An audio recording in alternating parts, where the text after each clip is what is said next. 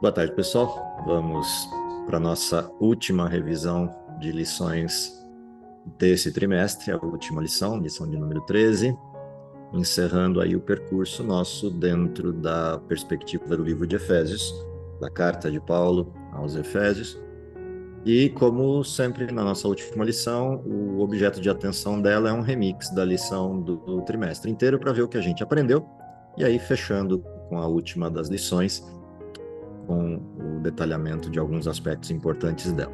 Então vamos lá, abra a tua lição, desde a lição número 1, vamos percorrendo juntos algumas referências do que foi o percurso de aprendizado desse trimestre. Primeira coisa importante da discussão nossa nesse trimestre, lá na introdução da carta aos Efésios, foi a discussão de se essa carta de fato é para os Efésios, se é uma carta aberta para toda a igreja cristã, ou se ela é a carta perdida à Laodiceia, como contextualizado pelo livro de Colossenses, quando Paulo pede aos membros daquela igreja que leiam a sua carta e depois a encaminhem para Laodiceia e leiam a carta de Laodiceia entre eles. Carta essa que não está presente em nenhum dos textos bíblicos. E uma das razões para essa discussão é o fato de que não há identificação de fato de que a carta aos Efésios tenha sido escrita para os Efésios. Além disso, a gente observou na lição dessa introdução do trimestre o fato de que essa é uma carta diferente das demais cartas de Paulo, usualmente escritas com referências pessoais, com descrições pessoais contextualizadas de Paulo, o que não acontece nesta carta. Se a gente for lá para o final da carta aos Efésios, a gente vai encontrar Paulo se despedindo para quem ele direciona a carta, mas sem identificação e ainda pontuando que as informações a seu respeito serão levadas pelo portador da carta, a quem a gente encontra lá no finalzinho, no último dos textos da carta de Efésios, identificado por nome, ou seja, o portador da carta aos Efésios está identificado na carta por nome, como sendo aquele que vai levar aos membros da igreja onde essa carta for lida, aos membros que receberem essa carta, ele vai descrever e mandar notícias do que está acontecendo com Paulo. Você encontra isso lá nas saudações finais. Tíquico, o irmão amado e fiel servo do Senhor, informará tudo a vocês para que também saibam qual é a minha situação e o que eu estou fazendo. Enviei-o a vocês por essa mesma razão, para que saibam como estamos e para que ele os encoraje. Ou seja, ele se despede de uma forma aberta, de uma forma genérica, sem identificar os seus interlocutores, mas identificando quem é o portador da carta. Ou seja, lá na carta inicial, essa foi a discussão nossa de introdução no trimestre para esse estudo. Com um detalhe importante, independente, como eu falei, de qual seja o público-alvo de fato dessa carta, na hipótese de essa carta ser a carta perdida aos laodiceanos, ela cria para nós, no século XXI, um contexto importante, de que seja uma carta que deva ser lida com atenção para quem vive no tempo do fim, e é, metaforicamente, a igreja de Laodiceia do texto de Apocalipse, capítulo 3, a última parte. Ou seja, a última das 7 igrejas de Apocalipse é Laodiceia, no sentido metafórico da palavra Laodiceia, né, na aplicação simbólica desse texto, ao tempo último da história humana. Sendo assim, as instruções que vamos encontrar nessa carta em particular, tem tudo a ver com coisas importantes para o nosso tempo. Daí para frente, começamos a mergulhar na carta, e a primeira coisa que a gente descobriu lá na lição 2, logo de cara, é que a razão para o evangelho e para estarmos aqui na condição de acessados pela herança e legado do evangelho é que o plano da salvação é um plano construído desde antes da fundação do mundo e centrado em Cristo. E na lição número 2, a gente se debruçou sobre essa questão desse plano previamente elaborado de redenção, que nos atinge com o amor imenso de Deus. E uma parte interessante desse plano é que ele está centrado em Cristo, e a partir de Cristo, Deus, o Pai, é revelado. Começamos a mergulhar na história desse Cristo e nas peculiaridades desse Cristo, e a lição número 3 nos levou exatamente a essa compreensão de que há um Cristo sendo exaltado ao longo do desenvolvimento do plano da redenção. Isso é interessante observar por muitos aspectos, mas um deles, o fato de que há uma acusação pendente e um conflito pendente desde o início da história desse mundo entre Cristo e Satanás. A inveja de Satanás da ação de Cristo no modelo criativo, a não participação de Satanás no processo da criação, todos os ataques voltados contra Deus e o seu Filho, tornam o plano da redenção uma resposta importante de Deus e de Cristo a essas acusações. E o Cristo exaltado na história cristã, nos evangelhos, na doutrina cristã e no formato do plano da redenção, são respostas bastante efetivas às acusações de Satanás. Continuamos percorrendo essa discussão e fomos observar a transição de salvação e a forma como Deus resgata o seu povo, resgata os seus filhos. E aí, tanto na lição 4 quanto na lição 5, observamos esse ato de redenção, esse ato de resgate nas suas múltiplas dimensões. Nessas lições, em particular, observando aí o que estávamos estudando na lição número 4, coisas importantes que apareceram lá a partir da leitura do capítulo 2 de Efésios. Uma delas é o tamanho da graça e a forma da graça. O verso que abriu aquela lição, que era Efésios 2, 4 e 5, trazia isso como ponto de atenção, mas Deus, sendo rico em misericórdia, por causa do grande amor com que nos amou, e estando nós mortos nas nossas transgressões, nos deu vida juntamente com Cristo. E aí, a partir dessa referência, desse amor manifesto de Deus para com o seu povo, fomos levados a observar de perto essas questões envolvidas nesse amor incomensurável de Deus, tentando, em todas as suas medidas, salvar o seu povo. E ali aprendemos que estávamos enganados e enredados pelos enganos de Satanás e, consequentemente, mortos, e nesta condição de estamos mortos, iludidos, enganados por aquilo que Satanás faz e fez ao longo da história, Cristo nos alcança e somos revividos, ressuscitados nele, e é nesta condição de agora vivos que passamos a integrar um caminho de resgate efetivo das condições prejudicadas pelo pecado. A lição número 5, que trazia a questão da expiação, estudando a segunda parte do modelo de Efésios, da carta aos Efésios, no capítulo 2, nos traz como referência central o fato de que esta expiação produzida por Cristo produz paz. E essa paz, que excede todo o entendimento, cria uma condição peculiar, uma condição distinta de vida do cristão, que nos permite retornar à nossa casa, nos permite nos aproximar outra vez de Deus e reconciliarmos-nos com Ele. A cruz abre esse espaço de reconciliação e qualquer separação que existisse produzida a partir da referência do pecado, seja a separação entre nós e Deus, seja a separação entre os irmãos na fé e os filhos de Deus, que neste contexto da carta tem uma implicação importante entre aqueles que são judeus e aqueles que não são, ou seja, a quebra das barreiras que o cristianismo traz entre judeus, da primeira parte da promessa, e gentios, que agora são abarcados pelo amor cristão, mudam o contexto do evangelho cristão, e agora todos no cristianismo passam a ter uma missão, que é a missão do resgate do mundo, e a missão do abrir espaço para que todos sejam salvos a partir desta nova modalidade, dessa nova forma chamada cristianismo. Isso não significa que antes a salvação não era para o mundo, mas o caminho para essa salvação era diferente. O caminho para a salvação até Israel passava pela percepção da bênção de Deus em Israel, e Israel atrairia todos os povos a si, com uma pergunta: por que vocês são diferentes? No contexto do cristianismo, a rejeição de Israel no cumprimento de sua missão traz agora uma nova missão, que é a missão de ir ao mundo, levando salvação e sendo salvação até os confins da terra. E esse contexto novo da missão agora exige uma reformatação de postura. E uma dessas questões da reformatação tem a ver com a mudança, a transformação que deve ocorrer individualmente em cada um de nós, produzindo entre nós um modelo harmônico de existência que chame a atenção das pessoas.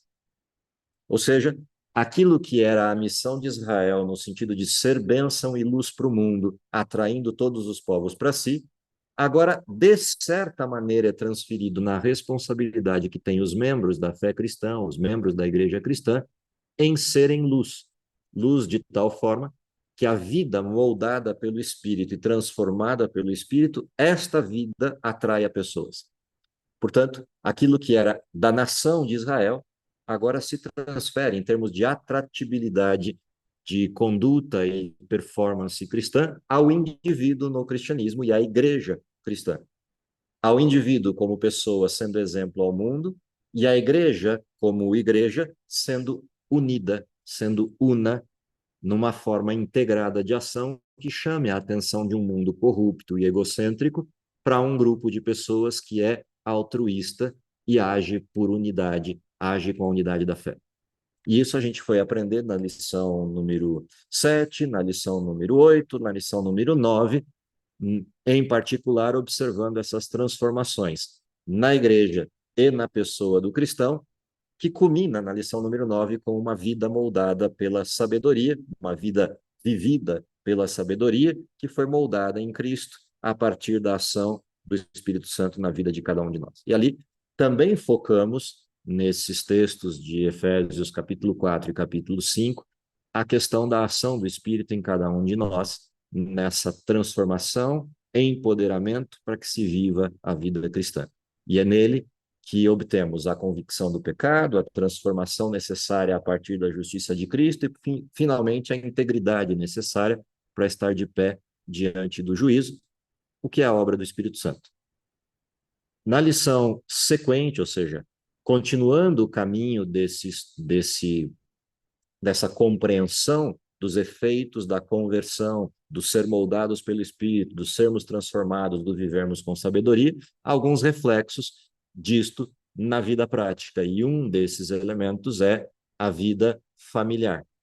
Então, na lição número 10, a gente olha qual é a postura de uma família, da unidade entre homem e mulher, produzida por essa concepção da ação do Espírito em cada um de nós. Então, alguns elementos de correção da degeneração primária do pecado, produzindo inimizade entre aquilo que era a harmonia do Éden, Adão e Eva, a inimizade sequente disso entre os dois, fruto do processo do pecado, agora sendo revertida pela ação do Espírito naquelas expressões que estudamos. Mulheres, sejam submissas a vossos maridos no contexto do amor ao Senhor, e maridos, amem as suas mulheres como Cristo amou a igreja e se entregou por ela, ou seja, a forma de reequilibração daquilo que se perdeu é a rendição de ambos a Cristo. E essa rendição produziria tanto a equalização do que significa a palavra submissão, que não é subserviência nem autoritarismo, quanto o que significa a palavra amor e entrega, imposta como paradigma para os homens em relação às suas mulheres. Dentro desse contexto, a gente ainda extrapolou esse modelo para um modelo de compreensão familiar, no sentido mais amplo, que é a relação pais e filhos, e depois a relação senhores e escravos. E essa lição, abordando especificamente esses dois aspectos, traz uma coisa curiosa, que é a igualdade entre filhos e escravos, no contexto da carta de Efésios. Igualdade em que sentido? A percepção de filiação nos dias de Paulo e a percepção de escravidão nos dias de Paulo era a mesma. Os filhos eram posse dos seus pais, assim como os escravos eram posses dos seus donos. E por isso essas duas lições aparecem juntos com uma provocação. A provocação de que haja uma mudança na família cristã desta questão em específico, uma vez que ninguém é dono de ninguém. E, portanto, Pais não deveriam irritar os seus filhos no contexto do cristianismo. Isso tem uma questão bastante específica, para não extrapolar o modelo, de que não seja a questão da irritabilidade em coisas triviais da vida, seja a questão de que, uma vez que os pais se converteram ao cristianismo, que eles não continuem olhando os filhos como possessão e não tratem de impor aos filhos o cristianismo numa qualificação de dono-escravo, mas numa condição de convivência e experiência de transformação que estimule os filhos a serem cristãos. E é esse o sentido primário dessa expressão: pais, não provoqueis os seus filhos a ira. Mas uma vez que essa é a concepção, dono e posse, quando a gente olha a questão dos escravos e a questão dos seus senhores e a instrução de Paulo para eles, isso também traz uma abordagem importante que aprendemos nesse trimestre.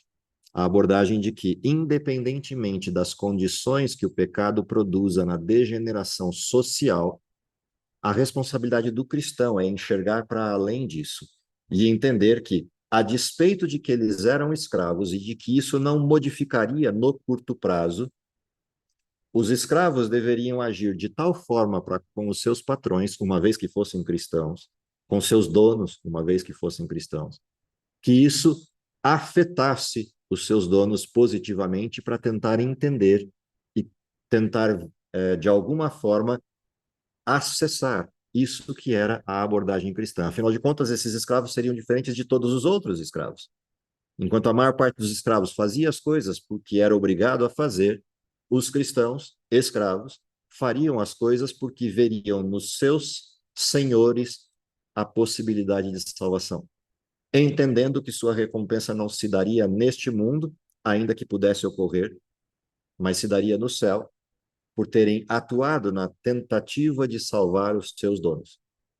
E esse era o sentido da obediência promulgada por Paulo, de servos ou escravos para com seus donos. Outra instrução também presente nessa última lição, na lição número 11, era o fato de que os senhores de escravo cristãos deveriam ter a noção de que eles não deveriam mais manter esse tipo de abordagem, esse tipo de postura, e tratar os seus escravos agora como seres humanos e não como possessões. E, nesse sentido, agirem para com esses escravos de tal forma que eles se convencessem da importância do cristianismo, uma vez que vivenciassem o cristianismo a partir dos seus donos, que a partir de então seriam patrões e não mais donos. Paulo não promove nenhuma rebelião, e essa é uma coisa importante no seu texto, lá na introdução do capítulo 6, ele não promove nenhuma rebelião de libertação de escravatura, embora ele fosse contra o modelo, porque ele entende que cada coisa tem o seu tempo, e naquele momento a coisa mais importante era entender quem é Cristo e converter-se e entregar-se a Ele. E com o tempo, o comportamento dos cristãos provocaria na sociedade esta rediscussão do modelo. Se os cristãos fossem genuinamente praticantes do cristianismo, sejam donos ou escravos, praticantes, sejam pais ou filhos, praticantes, isso produziria uma rediscussão desta visão na sociedade onde eles estariam, sem precisar fazer nenhuma revolução de grande porte nessa direção. O que nos ensina uma lição para o futuro sobre esse mesmo aspecto, de que há coisas que nós precisamos, por exemplo e vivência, provocar ao mundo e não por discurso e rebelião. Por fim, a lição número 12 e número 13, que são as últimas duas lições do trimestre, trazem à tona a discussão dos últimos versos do capítulo 6, particularmente um tema em questão. Estamos em guerra. Essa guerra tem um contingente de dois grandes grupos de exército, o exército de Deus e o exército de Satanás. Sendo que a guerra ela é postulada no ambiente físico, mas não é uma guerra necessariamente física. Ou seja, ela acontece nesse mundo, mas ela não é necessariamente natural. Ela é uma guerra que envolve uma ação e seres sobrenaturais. E, portanto, um dos aspectos importantes nessas duas últimas lições é que o cristão perceba que existe um mundo para além do mundo visível, existe um mundo real para além daquilo que eu consigo ver, que é onde, de fato, esse conflito atinge os seus limites maiores. Portanto, o cristão deve viver na perspectiva de que existe um mundo sobrenatural, de que existem as potestades do mal, existem os poderes de Satanás e seus anjos, manifestos de forma sobrenatural e atuantes no mundo. Mas isso não significa que o cristão deva viver desesperado, à mercê desses ataques contínuos de Satanás e seus anjos. O cristão vive na firmeza da fé. E daí a importância desse último bloco do capítulo 6, como vimos na lição número 12, de que todos somos convidados para o fortalecimento na fé, e esse fortalecimento na fé, baseado na rendição ao Espírito de Deus e na guia do Espírito de Deus para todos os aspectos da vida, encararmos a existência real desse mundo sobrenatural e ação de Satanás e seus anjos, mas ao mesmo tempo termos a certeza que produz a paz de que a vitória já está dada, a vitória já está pontuada a partir de Cristo. E aí, nesse sentido, voltamos ao início do trimestre, quando nos lembramos de que Cristo tem um plano e uma vitória já dentro desse contexto, ou seja, dentro dessa abordagem, com essa questão. Então, essa finalização dessas duas lições 12 e 13 do pacote, elas dão sinalização para a gente nesta direção, ou seja, terminamos o capítulo 6 com que abordagem? Vivemos um desenho de guerra. O que há de diferente nesta questão? Na lição número 13, a gente trata de uma abordagem importante, que é a questão da armadura que o cristão usa para essa batalha. Ou seja, a gente finaliza o capítulo 6, o último texto de Efésios, com essa questão importante. A batalha que é travada nesse contexto, ou seja, a batalha que temos dentro da abordagem do livro de Efésios, é uma batalha que só será vencida a partir do uso adequado dessa armadura. Por que a armadura é importante? Que está dentro desse contexto do capítulo 6.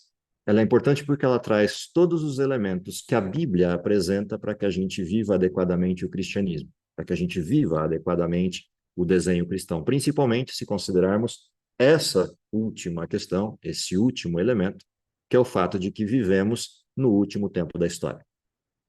Os elementos que compõem essa armadura, que estão aí no capítulo 6, os elementos que compõem essa vestimenta do soldado visível na mente de Paulo no capítulo 6, apontam para a seguinte direção.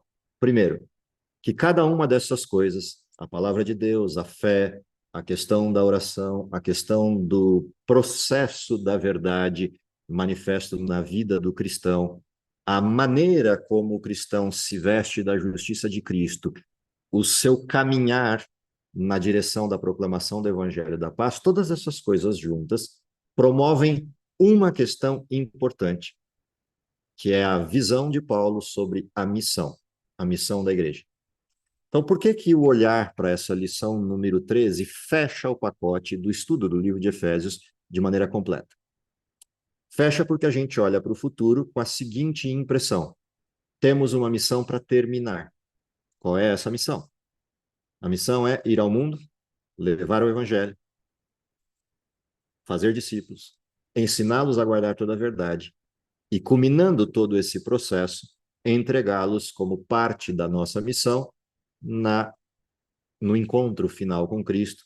Eis-me aqui com todos aqueles a quem me deste. Sejam aqueles diretos da família em Cristo, família primária, sejam aqueles indiretos, a família aberta de todos para quem pregamos o Evangelho. Essa é a essência do que estudamos nos 6 capítulos de Efésios, que finaliza na lição número 13 com essa questão específica, com essa questão prática de como a batalha é travada. Em particular, neste trimestre, a gente vai ter uma última lição, que já não é mais o estudo da carta aos Efésios, uma vez que a lição termina na 13. É o último capítulo do livro de Efésios e é esse capítulo que fecha o trimestre. A lição 14, que a gente vai olhar depois, ela é uma lição diferente, ela é uma lição que, exatamente por estar num foco fora do usual do trimestre, ela já não olha mais para isso. O que ela olha? Ela olha para uma questão importante. E é o que a gente vai ver para fechar o trimestre e abrir o próximo. O que ela vai olhar? O que ela vai observar enquanto abordagem? A bênção a qualificação do que é poder viver dentro deste último tempo da história. Ou seja, quais são de fato as implicações que tudo isso que a gente estudou, do capítulo 1 ao 6 de Efésios, vão fazer na vida da igreja cristã. Esse é o olhar de recapitulação e de olhar para frente que a lição número 14 vai fazer, mas a gente já não vai mais estudar o livro de Efésios, porque o livro de Efésios acaba aqui, na lição número 13, no último texto. Coisas importantes do trimestre inteiro, que são importantes de resgatar na lição 13. Os fundamentos, o plano de Cristo. Segunda coisa importante, a aplicação desses fundamentos na vida pessoal, na transformação pessoal. Terceira coisa importante, a transformação pessoal gera os efeitos colaterais na unidade da igreja. Sequência de lição. Os efeitos colaterais vistos na unidade da igreja são percebidos nas unidades micro e macro da igreja, ou seja, a família e o comportamento de convívio externo social da igreja. Por fim, esses elementos nos conduzem ao campo de batalha, e uma vez estando no campo de batalha, temos que lançar mão daquilo que está disponível para defesa e ataque nesse campo de batalha. Lição 12 e 13. E aí isso encerra o nosso olhar para a lição de Efésios. Espero que durante o trimestre tenhamos tido a oportunidade, durante todos esses 13 sábados, a oportunidade de compreender isso, para que então se faça efetiva a nossa prática, que é a provocação que vai haver no final de tudo isso, para que a gente, baseado nisso, se lance à missão, transmitindo, fechando o trimestre, transmitindo a graça de Cristo para aqueles que ainda não conhecem. Aqui a gente encerra o pacote. Espero que tenhamos uma boa semana de revisão com tudo isso que eu provoquei vocês, porque é o que de fato vai permitir a gente compreender por que Paulo encerra a carta desse jeito, apontando na direção de armas. Aconselho você a dar uma olhadinha também no contexto das discussões que tivemos no sábado pela manhã, porque eu adiantei algumas questões dessas do capítulo 6, porque para mim não fazia sentido o estudo compartimentalizado do capítulo 6 como estava na lição exclusiva desse sábado. Fazia sentido se a gente estudasse tudo junto. Então, durante a semana, você vai ter a chance de revisar uma parte desses temas. Revise. Se quiser aprofundar, dá uma olhadinha no que eu discuti com a minha classe de escola sabatina na lição específica número 12, porque eu adianto dentro dela o pacote das armas da fé, propositalmente adiantei, porque eu achava que era pertinente dentro do contexto dessa lição. Na sequência, nos encontramos no próximo sábado, para dentro da classe trazer mais alguns elementos dessa revisão e apontar para aquilo que vai ser a nossa próxima etapa de estudos no que vem pela frente na próxima lição. Ok? Boa semana para todos vocês. Nos vemos sábado que vem, se Deus quiser. Vamos orar. Querido Pai que está nos céus, te agradecemos pelo dom da vida, te agradecemos porque apesar de todas as circunstâncias e dificuldades desse mundo, podemos contar com a presença do Espírito Santo nos fortalecendo, nos dando as armas necessárias e a condição necessária para o enfrentamento da missão, mas também lhe pedimos que essa força se manifeste de forma real, vívida em cada um de nós, para que possamos com isso abreviar a tua vinda e, se possível, vê-lo voltando em nossa geração. Esse é o nosso pedido. E é em nome de Cristo que agradecemos. Amém.